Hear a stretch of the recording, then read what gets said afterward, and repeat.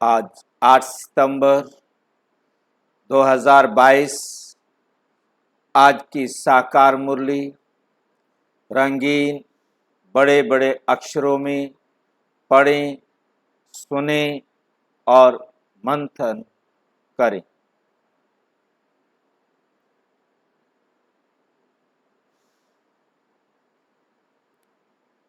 आज की मुरली का सार, मीठा मीठा बाबा कहते मीठे बच्चे, तुम्हारा पुराना दुश्मन रावण है।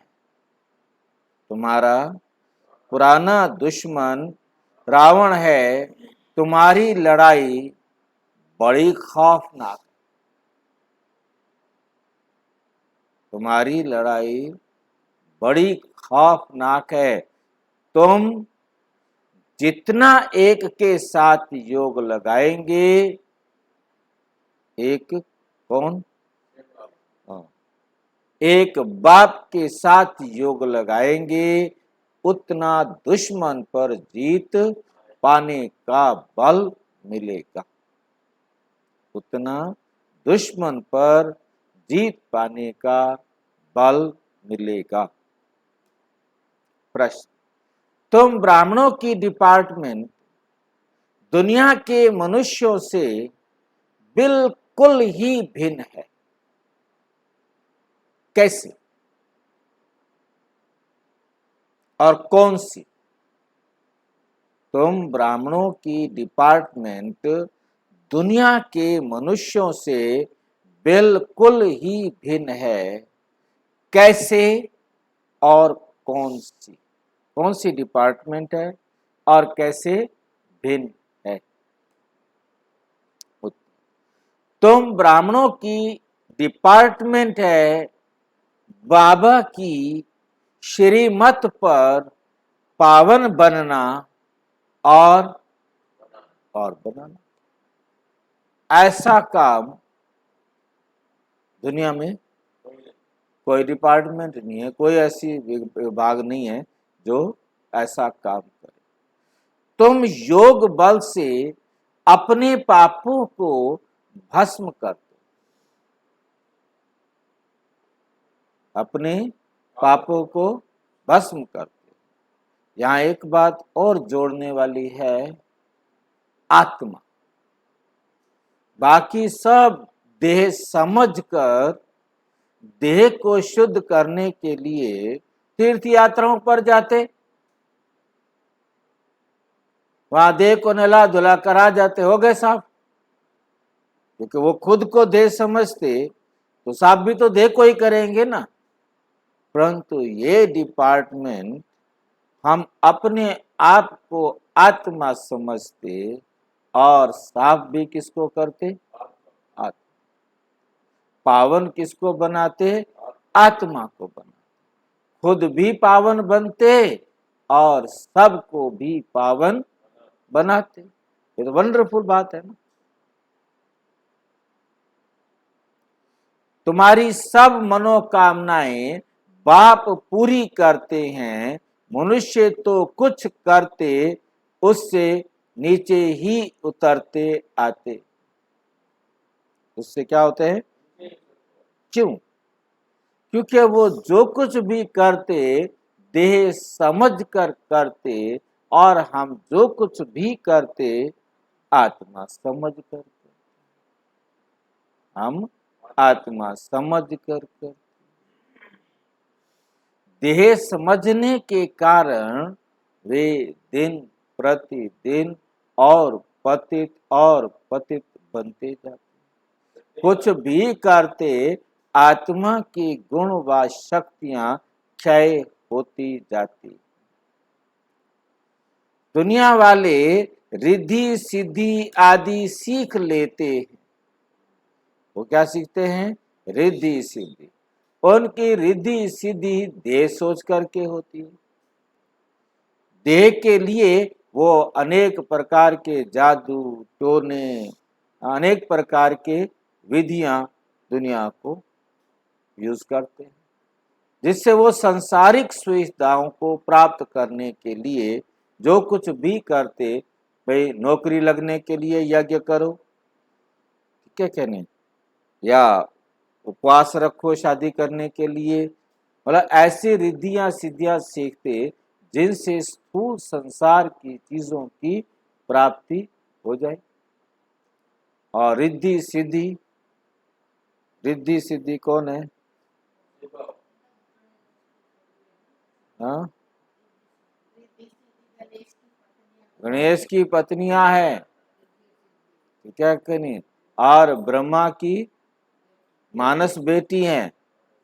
हाँ, और उसने, वह पुराणों में तो यही लिखा है ना। अब ये तो पुराणों की बातें हैं, दुनिया तो पुराणों को जानती है जी। हाँ, और फिर मतलब गणेश जो है, ये तुलसी ने गणेश को कहा मेरे से शादी कर ले, बोला ना मैं ना करूं, मैं तो ब्रह्मचारी रहूंगा। उसने कहा अच्छा तूने मेरे को ना की है ना, तेरे अब 2 शादियां हो। अब मुसीबत, बोला मैं, हाँ ये श्राप है, ऐसे होते हैं श्राप, है नहीं। अच्छा जी, अब क्या हुआ कि अब इसकी शादी कोई करे ना, डील डूल ऐसा मोटा ऐसा टेढ़ा मेढ़ा, कौन शादी करे इसके साथ।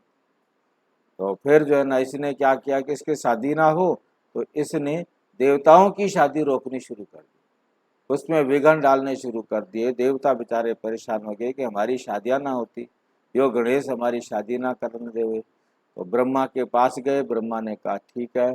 उसने दोनों मानस बेटियों को लेके पहुंच गया इसके पास, बोला कि इनको पढ़ा दे भाई। चलो भाई ठीक है पढ़ाएंगे।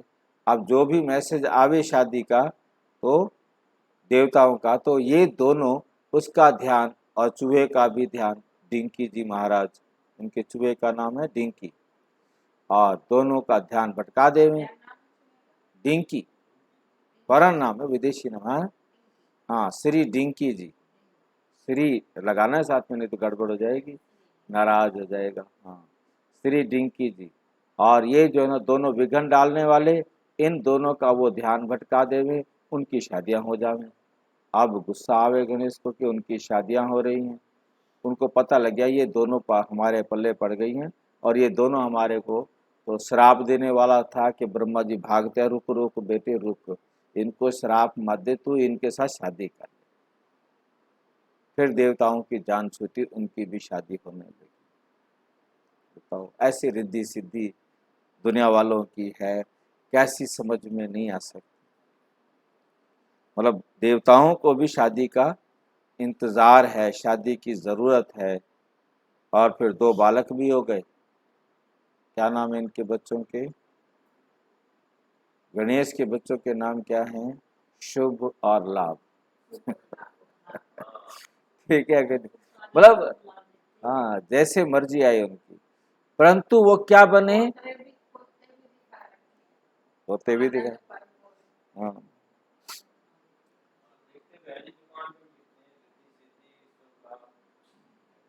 नहीं तो गणेश जी नाराज हो जाएंगे, मेरे परिवार को ना बुलाया, मेरे को अकेले को बुलाया, घर वाले भी तंग रोटी ना बना के देंगे गणेश जी को। हाँ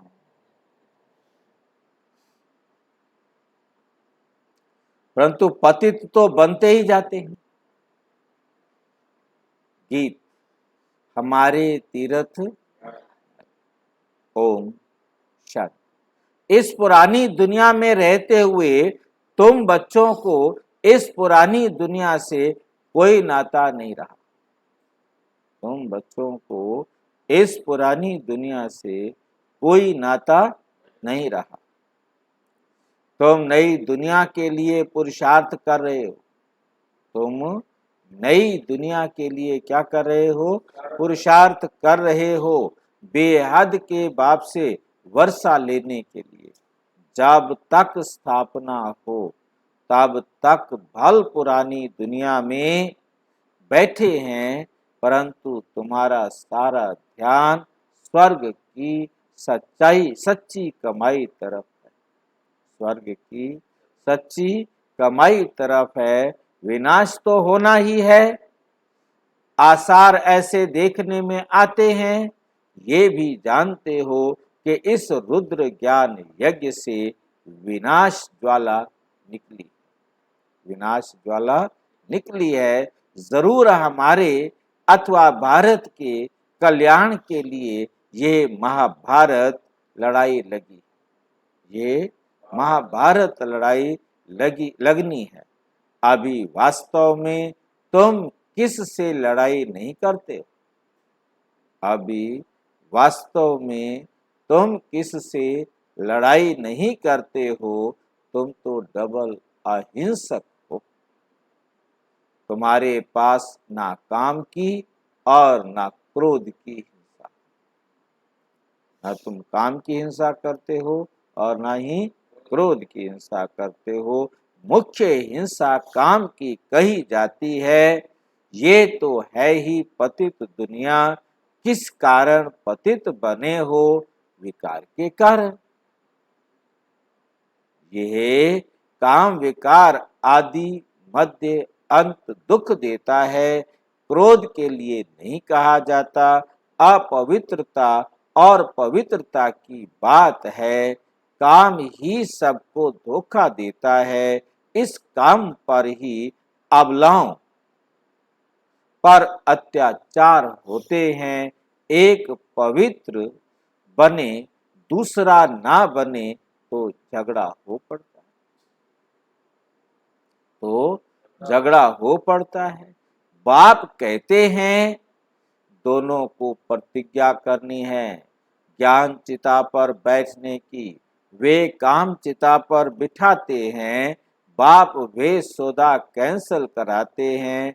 अब पवित्र दुनिया स्थापन होती है तो वे सौदा कैंसिल करना पड़े। ज्ञान चिता पर बैठने से पवित्र दुनिया के मालिक बनेंगे। तुम्हारी भी लड़ाई है उस बाहुबल की लड़ाई से। वास्तव में तुम्हारी लड़ाई बड़ी खौफनाक, तुम्हारी लड़ाई बड़ी खौफनाक है, क्योंकि रावण तुम्हारा पुराना दुश्मन है। उस पर जीत पानी है। जितना एक के साथ बुद्धि लगाएंगे तो बल मिलेगा। सारा मदार है श्रीमत पर चलने का। श्रीमत कहती है कि गृहस्थ व्यवहार में रहते सर्वगुण संपन्न 16 कला संपूर्ण बनना है। आत्मा को ही बनना है।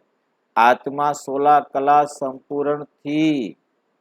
अब वे 84 जन्म लेते लेते नीचे उतरती है। जरूर बच्चे जानते हैं देवी गुण देवी देवताओं का राज्य था। जरूर बच्चे जानते हैं देवी देवताओं का राज्य था। राम राज्य स्थापन हुआ। राम नहीं रखा, राम नाम रख दिया है। वास्तव में नाम शिव है। नाम क्या रख दिया? राम।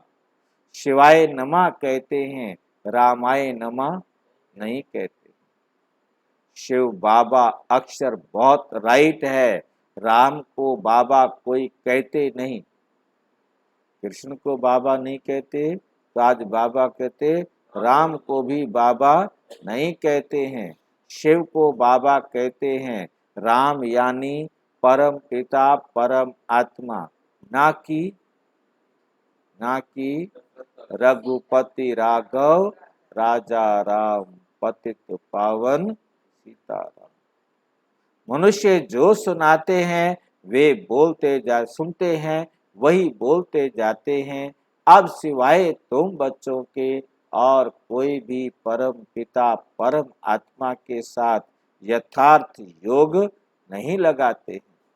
वे तो समझते हैं कि परम आत्मा तो ब्रह्म ज्योति स्वरूप है, नाम रूप से न्यारा है। अगर ब्रह्म कहते तो भी नाम हो गया ना। यदि परमात्मा को तुम ब्रह्म कहते हो तो भी तो तुमने परमात्मा का नाम रख दिया ना। फिर वो नाम रूप से न्यारा कैसे हुआ? कुछ भी समझते नहीं। बाप कहते हैं मैं ज्ञान का सागर हूँ, मैं अति सूक्ष्म हूँ, इससे सूक्ष्म कोई चीज होती नहीं। अति सूक्ष्म है, जैसे झाड़ का बीज सूक्ष्म होता है, देखने में कितना छोटा आता है, और झाड़ मनुष्य सृष्टि का झाड़ कितना बड़ा बनता है, और मनुष्य सृष्टि का बीज तो सबसे सूक्ष्म है। कौन है मनुष्य सृष्टि का बीज? सबसे छोटी खसखस होती है। देखिए खसखस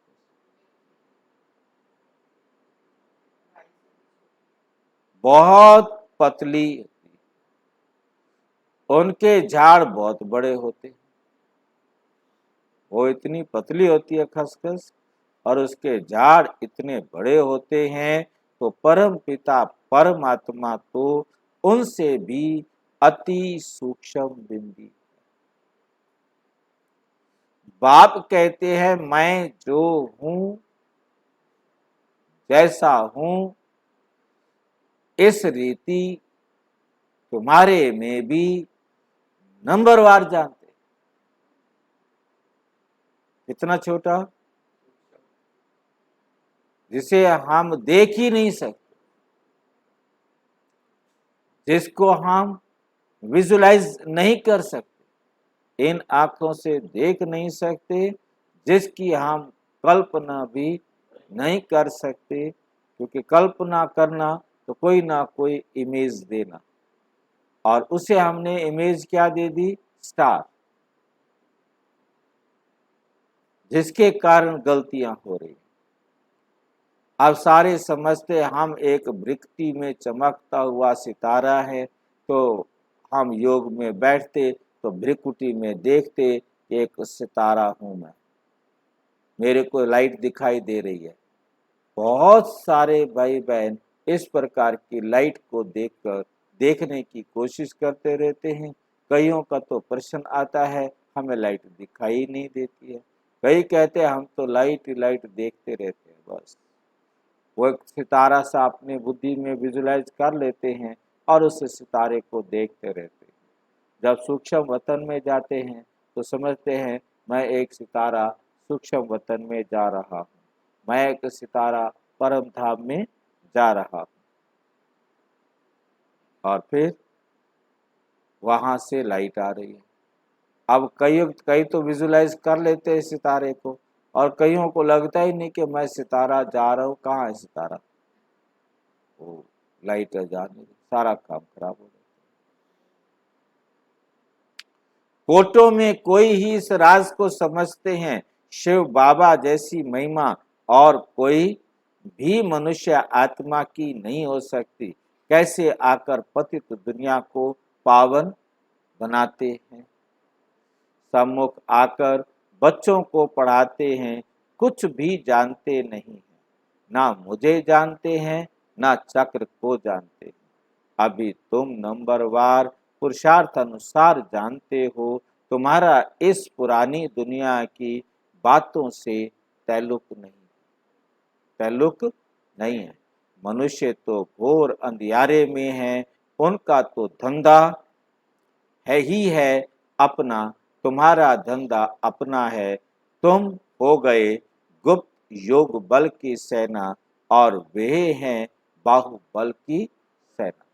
उनको तुम जानते हो, तुमको कोई नहीं जानते। वो लोग साइंसदान स्टार पर जाने की कोशिश करते हैं, देखा है तो समझते हैं हम क्यों नहीं जा सकते, हम समुद्र का अंत क्यों नहीं पा सकते।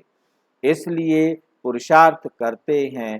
बाकी जो इन आँखों से नहीं देखा जा सकता, उनका पुरुषार्थ कर नहीं सकते, उनका पुरुषार्थ कर नहीं सकते। उनकी बुद्धि में तो स्थूल चीजें आती हैं, उनके लिए पुरुषार्थ करते हैं। सूक्ष्म से सूक्ष्म परमात्मा को तो जानते ही नहीं। खुद ही आकर बच्चों को अपना परिचय देते। बाबा खुद आकर बच्चों को अपना परिचय देते, क्योंकि परमात्मा का परिचय कोई दूसरा दे नहीं सकता। तुमने चित्र बड़ा ज्योतिर्लिंगम बनाया है, चित्र बनाते हैं, बहुत बड़ा ज्योतिर्लिंगम रख देते हैं, तो तुम्हारी बुद्धि में भी वही आता है, तुम्हारी बुद्धि में भी वही आता है। बाप बच्चों को समझाते रहते। दादी प्रकाशमणि शांतिवन में खड़ी, कहते मेरा बाबा, ऊपर दिखाई देता ना टीला बना हुआ जिसपे लिखा हुआ ओम शांति, शिवलिंग, शिव बाबा, वो देखो मेरा शिव बाबा। क्योंकि भावना, अब दादी ने कह दिया शिव बाबा, है नहीं, तो सारे क्या समझेंगे?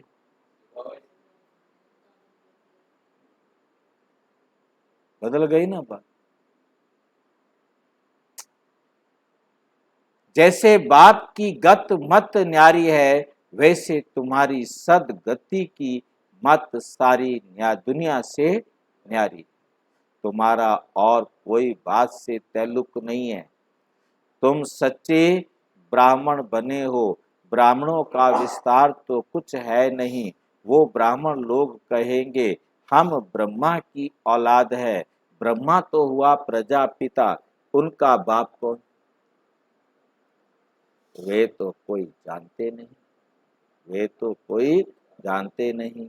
वे तो त्रिमूर्ति ब्रह्मा कह देते हैं। ब्रह्मा के 3 रूप कैसे हो सकते हैं? ये तो 3 देवताएं हैं, तीनों की एक्टिविटी अलग अलग है। रचयिता तो एक ही शिव है, रचयिता तो एक ही। हम सब उनकी रचना वहां रहने वाली हैं। ऊंचते ऊंच बाप ही सुप्रीम सोल है। सुप्रीम सोल एक निराकार बाप को कहा जाता है। ऐसे नहीं कि वे भी निराकार, परम आत्मा और हम आत्माएं भी निराकार। सब एक ही है, सब उनके ही रूप हैं। नहीं, दुनिया वाले क्या कहते हैं? सब परमात्मा के ही रूप है। परमात्मा ने ही अपने अनेक रूप धारण किए और ये खेल खेल रहा। हम भी उनका ही एक रूप है। नहीं, बाप अलग है और बच्चे,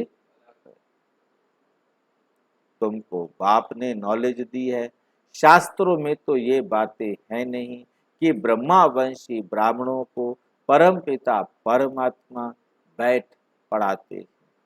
परमात्मा ने आकर ये ब्रह्मा मुख वंशावली रची है। जब चक्र पूरा हो, संगम होता है, तो बाप आकर पतित दुनिया की अंत और पावन दुनिया की आदि करते।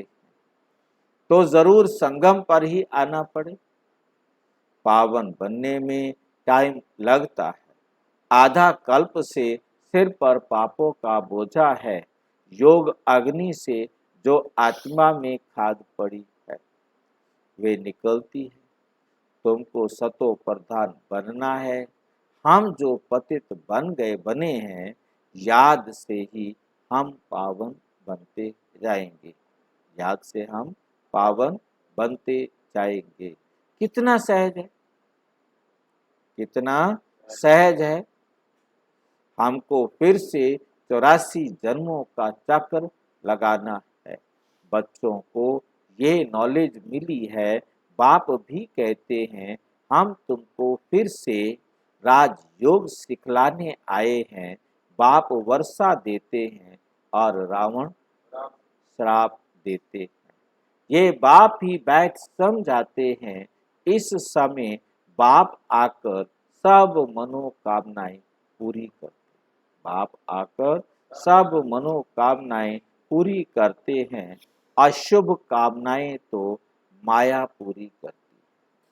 शुभ कामनाएं बाबा पूरी करता है और अशुभ कामनाएं माया पूरी करती है।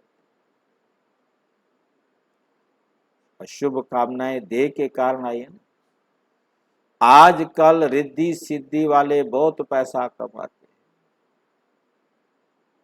वे कामनाएं माया पूरी करती है, उनकी भी किताब आदि होती है। रिद्धि सिद्धि की कामनाएं कौन पूरा करती है? माया। और बाबा करते हैं हम आत्माओं की, और वो करते हैं शरीरों, उनकी भी किताब आदि होती है। तुमको तो कोई किताब ही नहीं है, शास्त्र आदि नहीं पढ़ने हैं, तुम्हें बाप की श्रीमत है, बच्चे पावन बनो और पावन बनाओ। तुम्हें कभी पतित नहीं बनना है, तुम्हारी ये डिपार्टमेंट ही अलग है। कल्प पहले जो आकर ब्राह्मण बने होंगे वही पुरुषार्थ करेंगे। देवताओं को देखो कैसे सैपलिंग लग रहा है, कैसे सैपलिंग लग रहा है।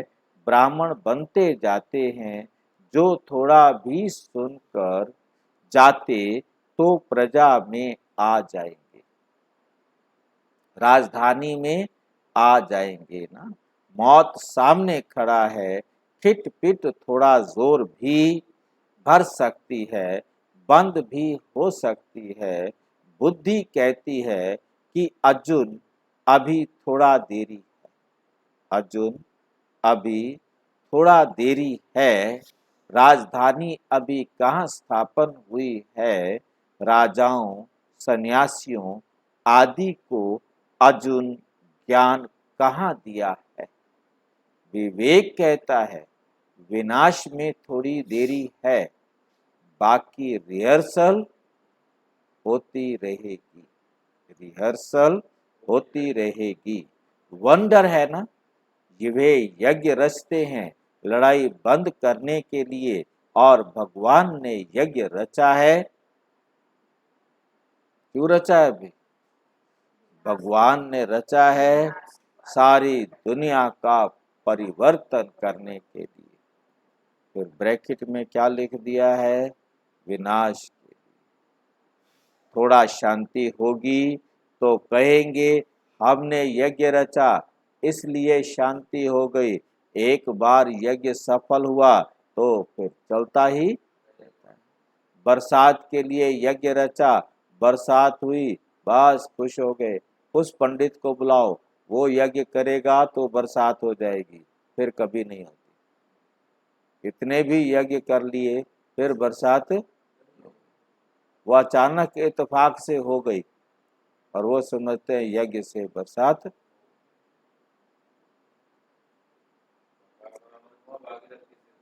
हाँ,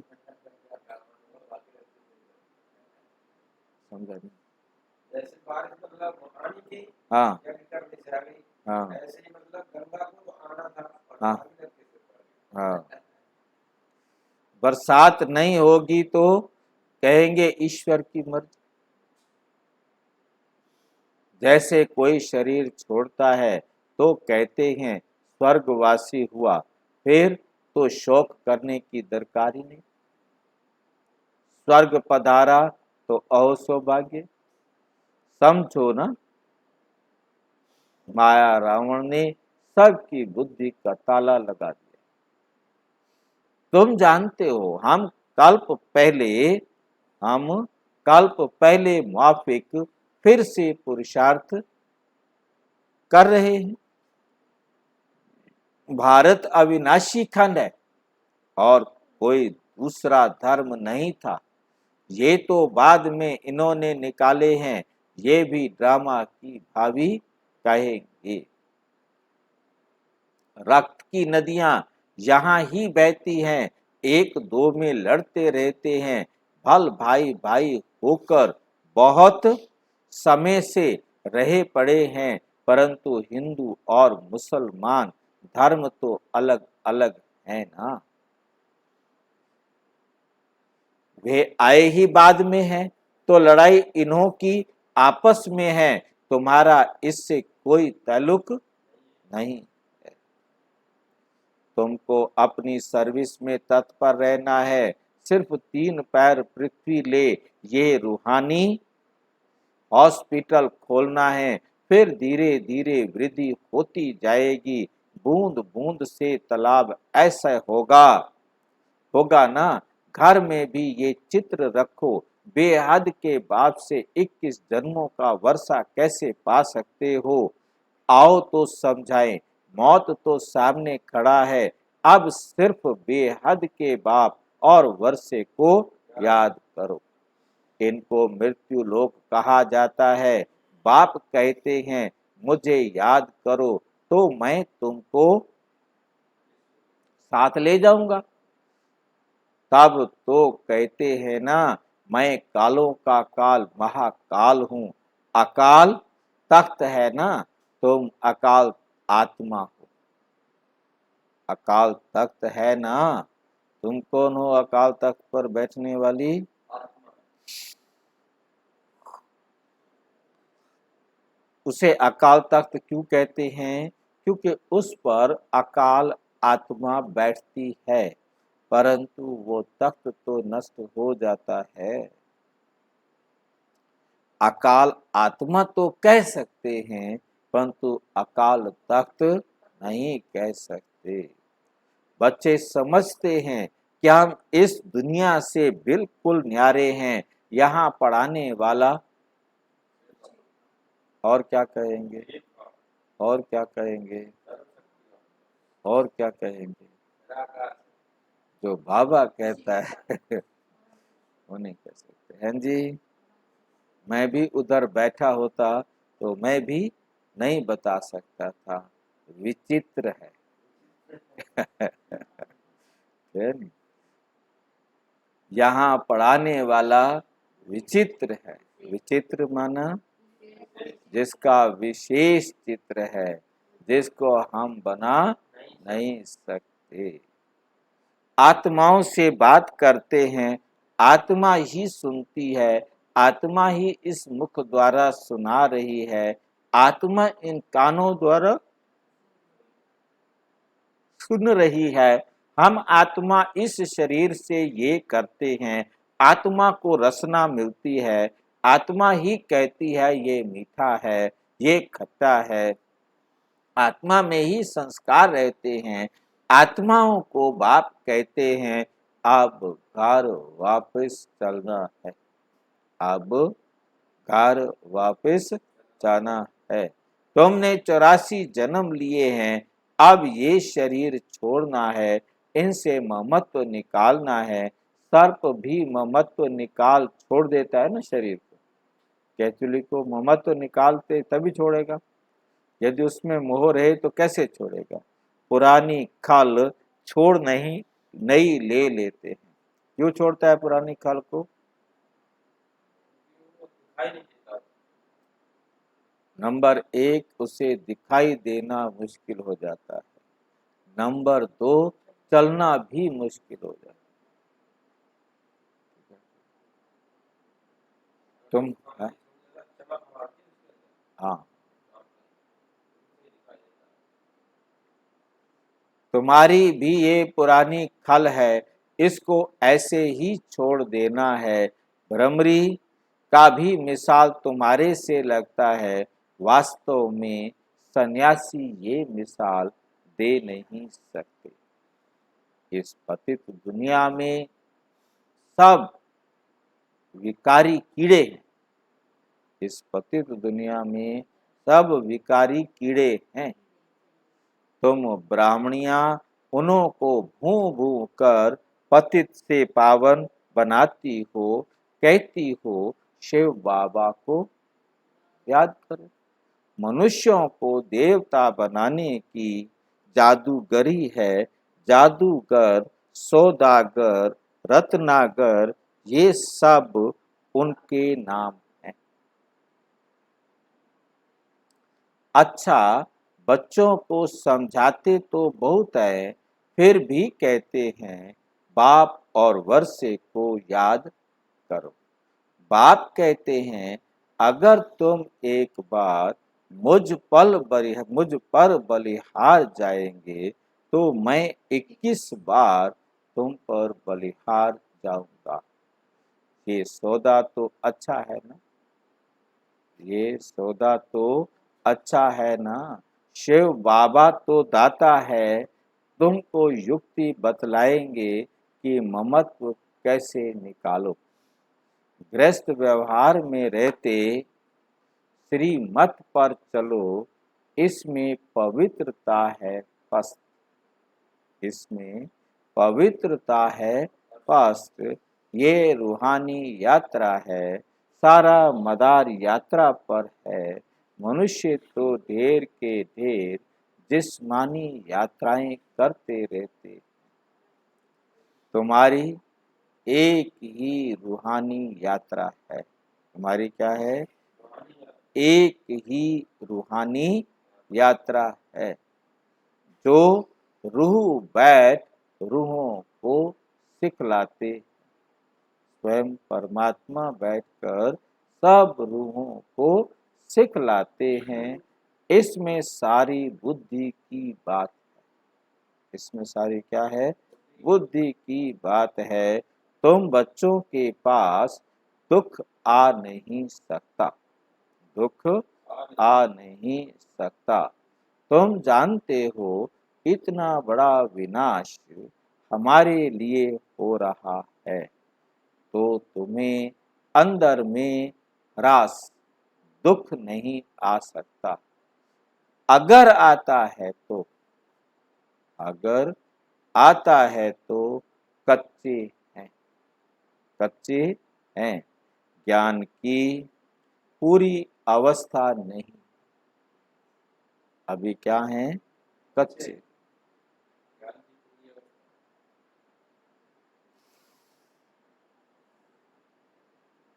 अच्छा, मीठे मीठे सिक्की लधे बच्चों प्रति माता पिता बाप दादा का याद प्यार और गुड मॉर्निंग।